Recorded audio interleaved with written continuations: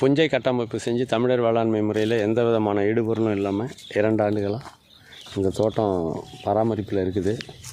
இந்த தென்னையினுடைய செழிப்பெல்லாம் பார்த்திங்கன்னா தெரியும். இந்த வருஷம் அடித்த வெயில் இது வரைக்கும் இல்லாத அளவுக்கான வெயில், அனல் காற்று வீசுச்சு.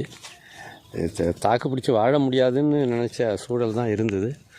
அதுலேயும் தாக்கு பிடிச்சி இப்போது சமீபத்தில் பெய்த மழையில் உயிர் பிடிச்சி வந்துட்டு இந்த காட்டில் இருக்கிற விலங்குகளை அடித்து தேய்ச்சி இந்த மரங்கள்லாம் என்ன பாடுபடுத்திருக்கு பாருங்க. இது மாமரம் எல்லாத்தையும் இப்படி தான் அடித்து தள்ளிடும்.